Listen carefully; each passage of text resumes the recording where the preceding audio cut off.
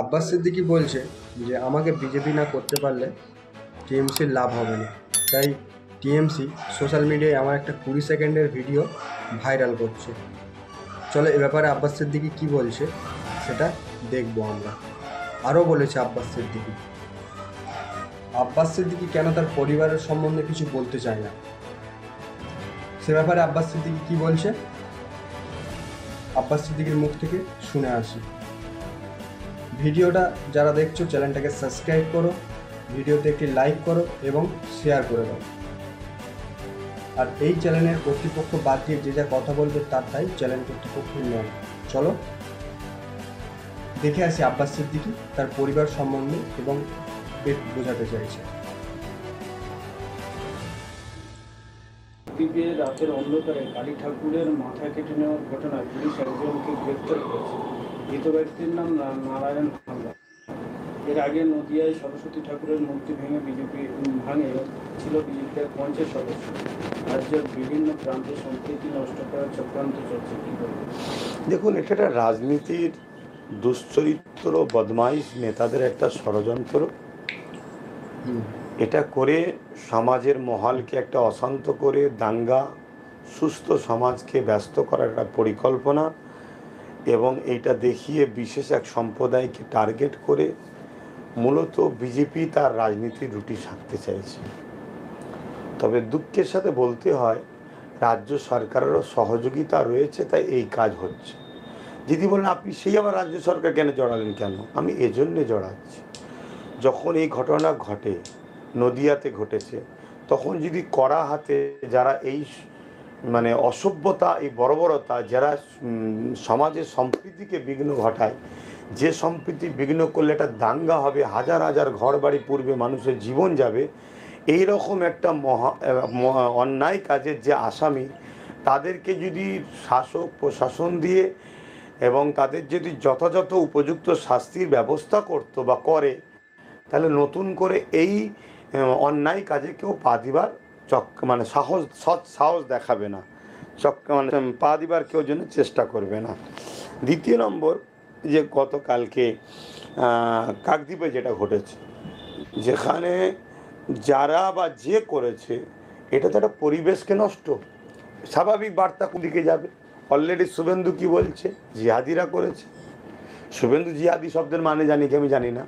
জিহাদ শব্দটা খারাপ কথা নয়, খুব ভালো কথা। বাংলায় যাকে বলা হয় সংগ্রাম করা, চেষ্টা করা, লক্ষ্যস্থানে পৌঁছানোর জন্যে। আর সবথেকে বড় জিহাদ হলো সমস্ত বুরাই থেকে নিজেকে বাঁচাবার চেষ্টা করা। শুভেন্দু এই ভাষা জানে কি জানি না, কেন ওর মধ্যে সেই বিদ্যা, সেই পড়াশোনা আছে কি আমার জানা নাই। তবে শুভেন্দু অধিকারী এটা বলে কি করতে চাইছে, একটা সমাজের মধ্যে একটা ভোটাভুটি ভাগ করে এবং দাঙ্গার পরিস্থিতি তৈরি করতে চাইছে। সেখানে যখন একটা ধরা পড়ছে একটা ব্যক্তি, তাহলে এই বিষয়ে শাসকের তো সক্রিয় হওয়া দরকার, এমন করা ব্যবস্থা নেওয়া দরকার। এবং এই যে না জেনে শুনে শুভেন্দু একটা জাতিকে টার্গেট করছে, শুভেন্দুর বিরুদ্ধে তো শাসকের মামলা করে তাকে গ্যারেজ করা দরকার।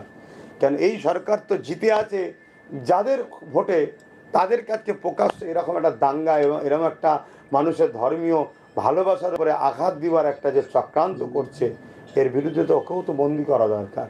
কিন্তু শাসক এর পিছনে নরম ভাব দেখাবে, শাসক মারবে কাদেরকে, নির্দোষ দেখাবে। তাহলে এই জায়গায় এটা রাজনীতির একটা দিদি মোদির একটা গাঢ়সাজ, সাজানো একটা নাটক, যেখানে মানুষ, নিরীহ মানুষের দোকান থেকে শুরু করে রুজি রুটি, একসাথে ভ্রাতৃত্ব, মিলবন্ধন, এটা নষ্ট হবে। এজন্যে সাধারণ মানুষকে বলবো, এসব যখন ঘটনা ঘটবে, এই কাকে কান লেগেছে এরম না ছুটে আগে প্রকৃত তথ্যটা ছিল, তারপরে তার বিরুদ্ধে যারা অন্যায় করবে তাদের বিরুদ্ধে প্রতিবেশী মানুষ ঐক্য হয়ে যাতে সম্প্রীতি বিঘ্ন না হয়, তার বিচার ব্যবস্থার জন্য আন্দোলন করা দরকার। একজন প্রশ্ন করছি, মহিদুল ইসলাম হলদিয়া থেকে বলছিলাম, বিগত কিছুদিন ধরে নোটিশ করছি 5 বছর আগে আপনার একটা 20 সেকেন্ডের ভিডিও কাটিং করে তৃণমূলের আইটি সেলের সমাজবিরোধীদের সোশ্যাল মিডিয়ায় অপপ্রচার চালিয়ে নিজেদের বিজ্ঞ হনুমনে করছেন। আপনি আগে বলেছেন আমার কথা বিজেপিকে ভোট দেবেন, তারা হাত তোলেন। আবার কিছু চাটুকারের সঙ্গে আপনার কাটিং মন্তব্য দিয়ে আপনার পরিবারের ভাইদের কাছে বাইক নিতে আপনার সম্মানীয় ভাইজানেরা আপনার মন্তব্যটা অপব্যাখ্যা করেছে, বিষয়ে আপনার মতামত। প্রথমে আমার মইদুল ভাইকে বলি, আমার ভাইদের বিষয়ে আমি কিচ্ছু বলবো না। আমিও সব জানি আমার ভাইরা কে কি বলে না বলে, কিন্তু আমি আমার পরিবারের বিষয়ে আগেও মুখ খুলিনি, আজও খুলব না। এটাকে যদি কেউ অন্য নজরে দেখে আমার কিছু করার নেই। কেন, অনেক জায়গায় মুখ খোলার ক্ষমতা থাকলেও মুখ না খোলা ভালো। কেন, আজ না হলে কাল হয়তো আমার চুপ থাকার জন্য সেই ভাইটাই ভুল বুঝে একদিন আমার কাছে আসতে পারে। আর আজকে যদি আমি তার সাথে কিছু বলে দিই, সে হয়তো ভুল বোঝার পরেও সে হয়তো জেদবশত আমার কাছে নাও আসতে পারে। দ্বিতীয় নম্বর, আপনি তো নিজেই বলছেন যে টিএমসির আইটি সেল 30 সেকেন্ডের ভিডিওকে, 30 সেকেন্ড তো 30 সেকেন্ডে 30 সেকেন্ড 20 সেকেন্ডের ভিডিও কোনো কথা হয়? এটা কি?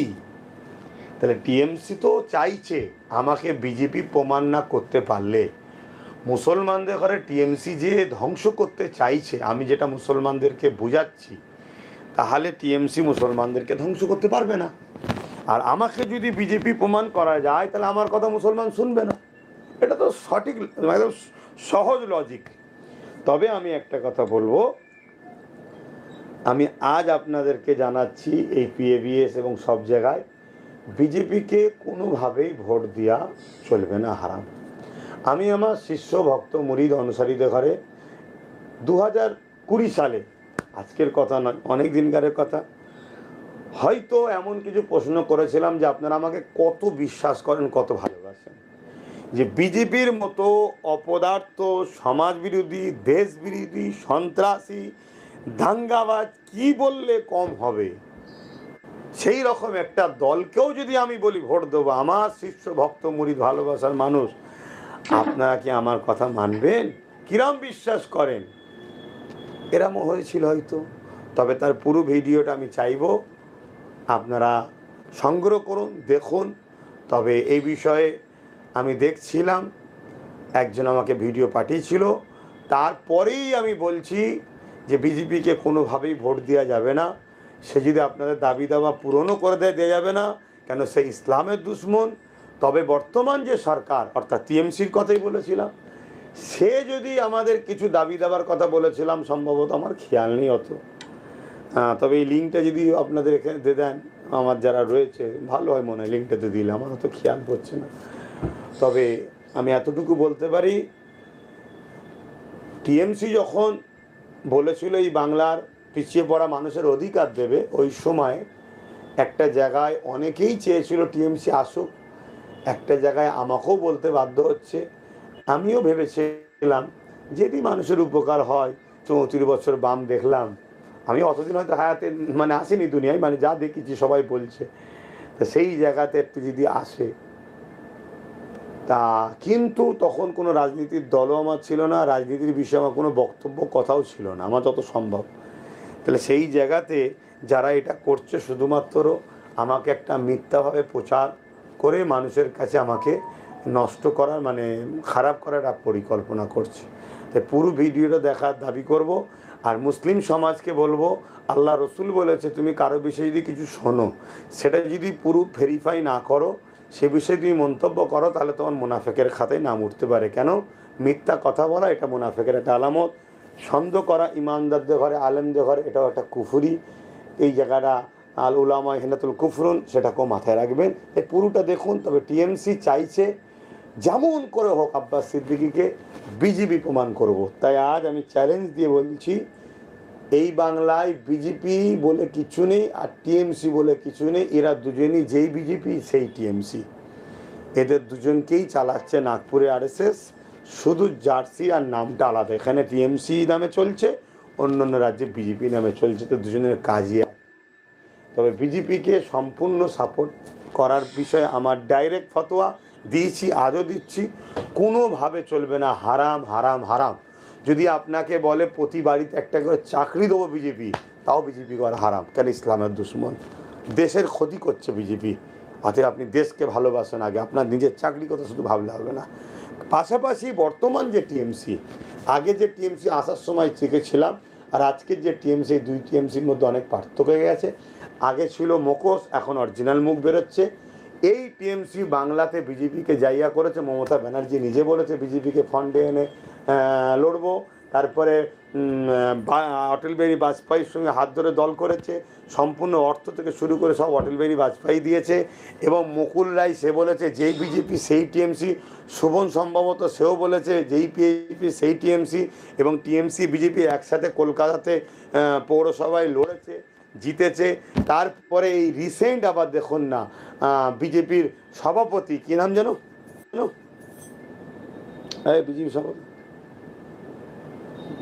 আরে যে রিসেন্ট সভাপতি হয়েছে শ্রমিক ভট্টাচার্য না কি, যাই হোক, সেও বলছে আরে কংগ্রেসকে শেষ করার জন্য, কংগ্রেসকে ভাঙিয়ে বিজেপি নামক শিশুর জন্ম আমরা দিয়েছি, আর আজকেও টিএমসি পশ্চিমবাংলায় বেঁচে আছে।